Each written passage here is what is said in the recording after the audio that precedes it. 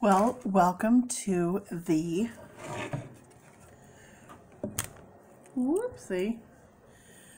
welcome to the Witch's Oracle. Let me move this over here. I wanted to make sure, there we go. Can we see that? The Witch's Oracle. And we're doing the Halloween Oracle review. Today's the 24th of January, year 2020. And I've rated this on my scale 8 out of 10. Now, the reason that I did the 8 out of 10, and I'm going to move this over here, because my computer screen is like a mirror, and we don't need to see what I look like today. How about that? Let's just keep it simple on that one. Okay. Bring this all over here. I tried to make a little dealy-do so everyone could see. All right. So here's the deal. I'm all about numerology. So when it comes to numerology, I always believe that every day think about what number that day is. So the way that you do that is you would take the number for the month, the numbers for the day, the numbers for the year, and then you add those together. As far as going 1 plus 2 is 3, plus 4 is 7, then you would say 8, 9, 10, 11, because 2 and 2 is 11.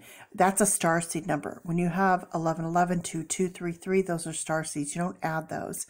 So today is about intuition. Intuition. So interestingly enough, what did I get in the mail today?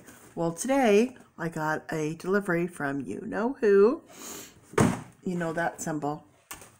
And I finally got the Halloween Oracle. I started off this video the way that I did because people that are clicking in that want to see the cards, they just want to get to business. Let's get to business. Show me the cards, shut up, but I want to hear about your life or your cold or this or your cat or your dog or whatever. Sorry for the barking. By the way, air quotes. It is what it is. They're always hearing noises. So I wanted to get down to business so you could see the cards. You saw the box, saw the cards.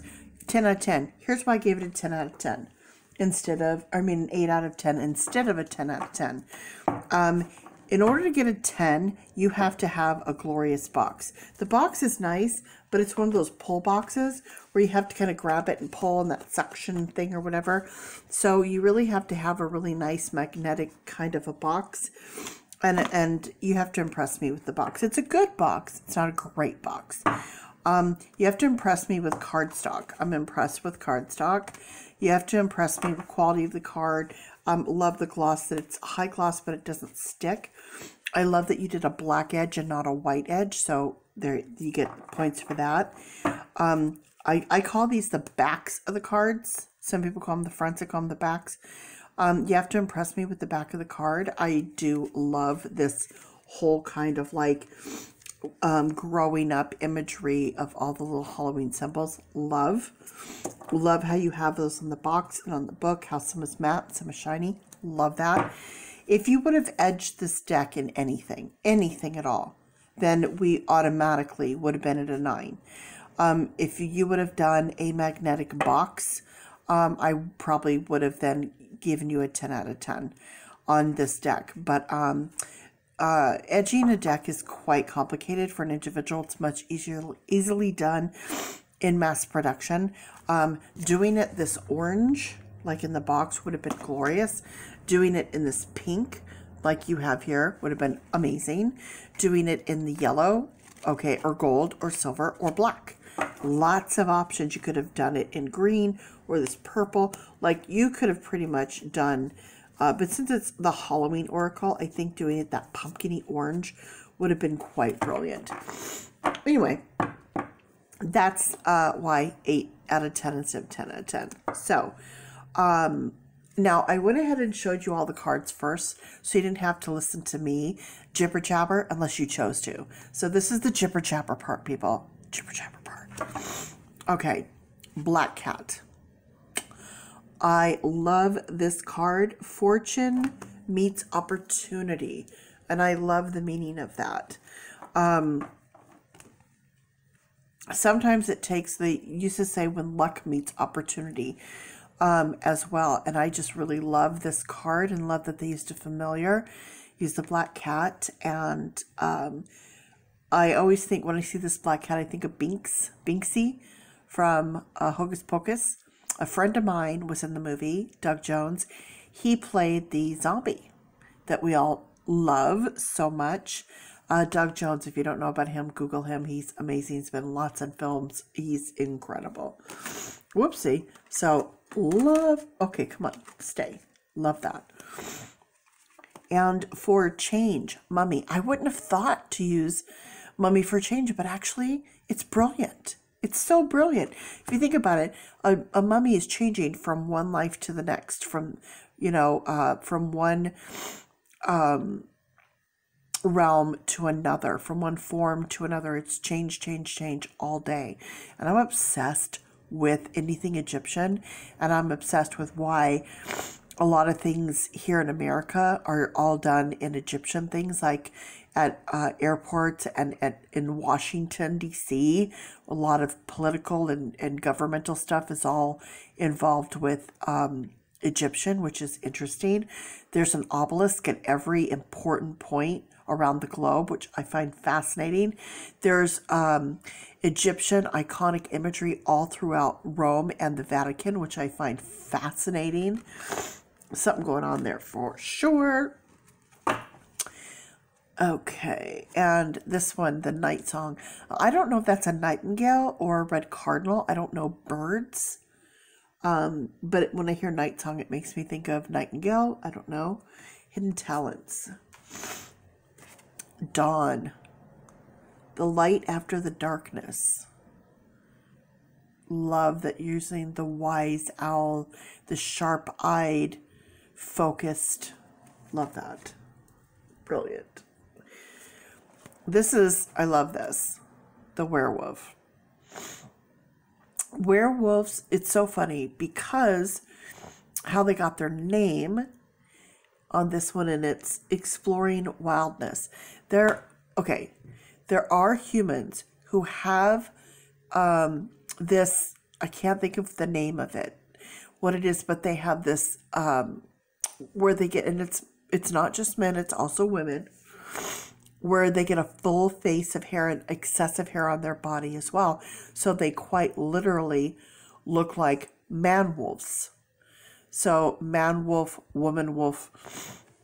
And so when they came up with the werewolf, when someone said, well, there's a wolf, and someone said, where's a wolf? And then you see this human form with all this hair. And I just think sometimes where words come from, did it come from something as simple as that? A werewolf? But there are humans that literally look like this, and that people were so afraid of them way, way, way back, that they were shunned from their villages, from their towns, away from the people, and were forced to go live in the wild.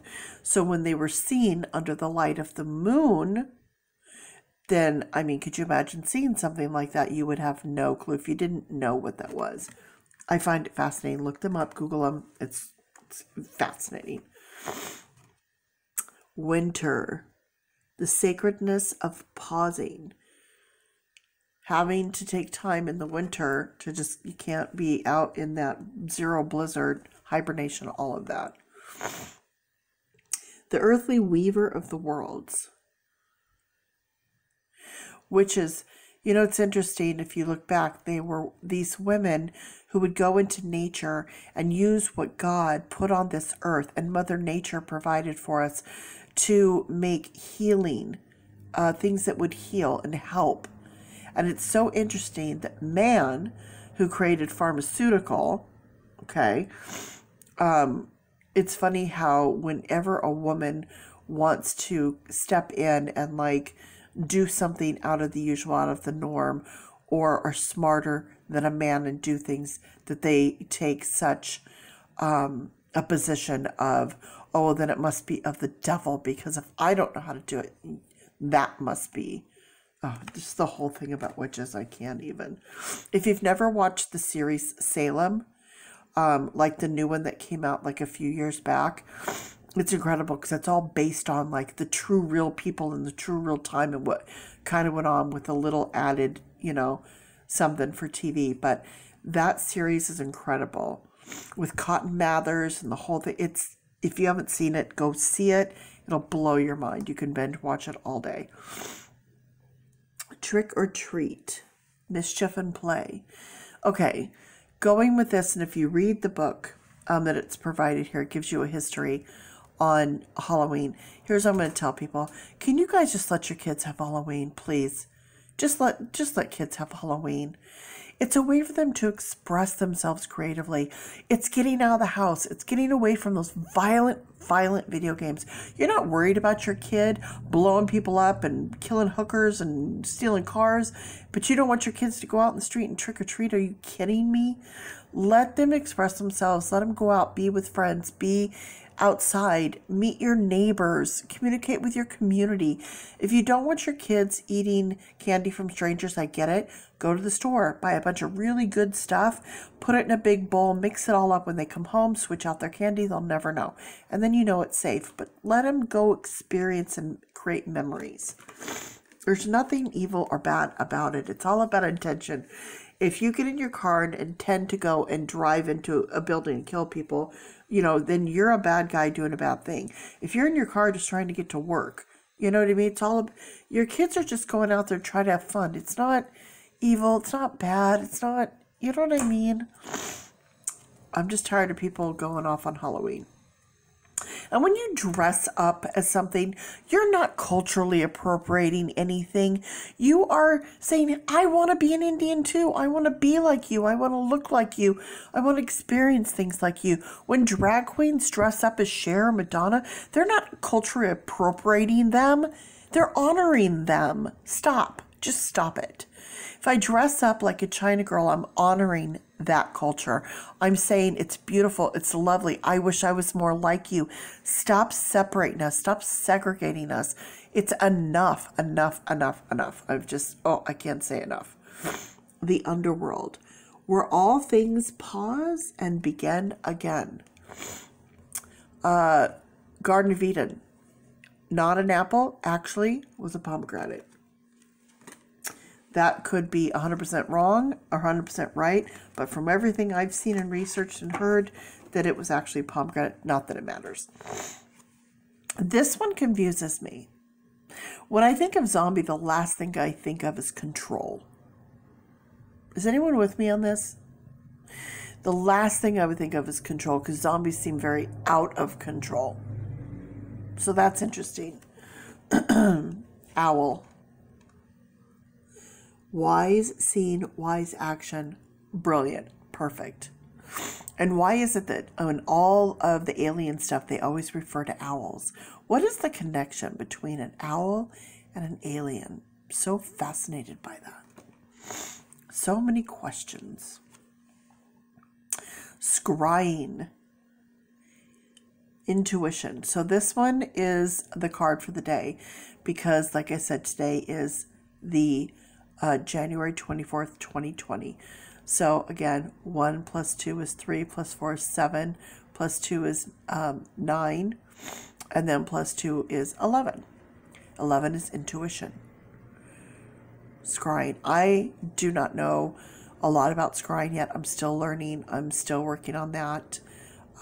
Something I have to get more information on before I even begin to say I know anything about it. Vampire, which I hate when people pronounce things so like pish posh. I call it pish posh. It's a vampire, or they say Dracul, or the genre. Just different. Like why are we using so many French words in our vocabulary? It cracks me up because we don't do that any other time. Do you know what I mean? We don't say emergencia. you know, I don't know, just different things. It just cracks me up. All of a sudden we're speaking French for no reason. Emotional intelligence. Now, I would assume that's because with vampires, they supposedly live such long, vast lives that they would obviously have so much intelligence and then have gone through so much that they would definitely have emotional intelligence. But then again, if they were dead, they'd be dead inside. So that's interesting. Although the dead are not quite dead, are they? Ancestors. I love this because it says the love and legacy of our DNA. When they talk about the tree in the Garden of Eden, they're talking about the tree of life. I think people take everything so literally. And here's what I want people to understand about people who are spiritual. People who are spiritual doesn't mean they're not religious. It's just that we're smart enough to know that religion is a man-based power control situation. And if you think about the story of Adam and Eve, so there's Adam, and then Eve was created from his rib. Well, as we know, humans are created from female, not male. Okay, but if you want to say the very first one happened that way, then okay, that's fine. Adam and Eve. Adam and Eve had two sons, Cain and Abel. Cain and Abel took upon them wives. Right? Yes. That's how the story goes. Read your Bible. That's how it goes. Where did these wives come from?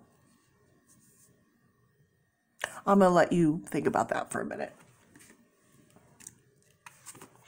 Not to mention Cain and Abel, the second generation on the planet, according to the Bible. And with the very second generation, there was murder. One brother murdered another over a woman. Interesting. Or power.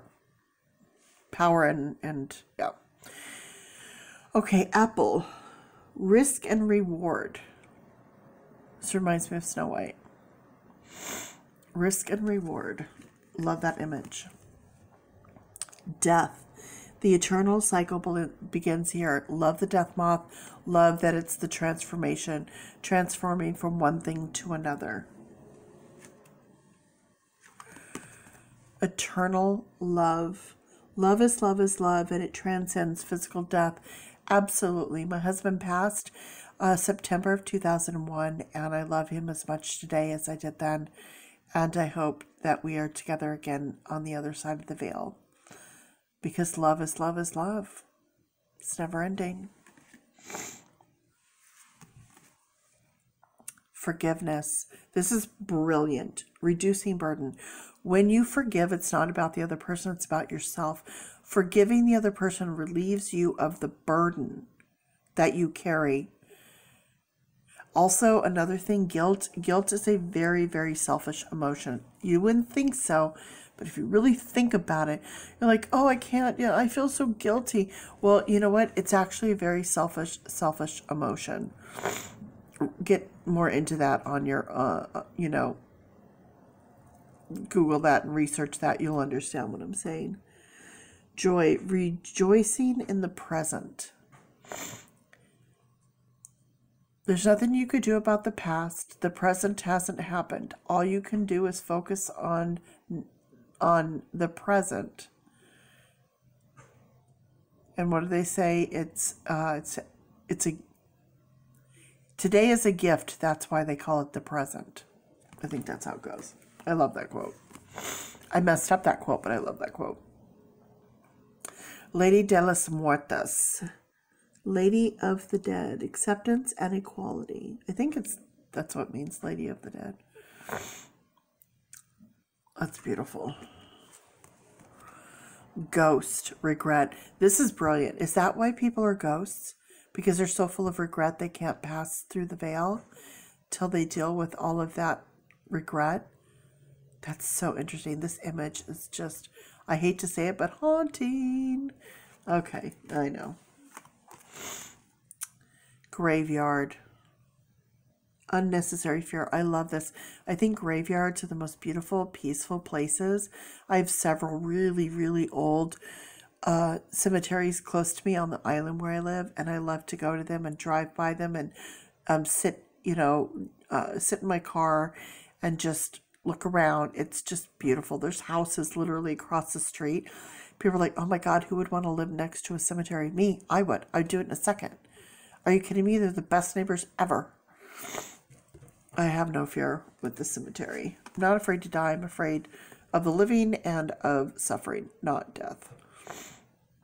If you have, oh, look at that. If you have regret, you would probably fear death. Oh, yeah. That makes sense. That makes sense. Spider, community and web weaving.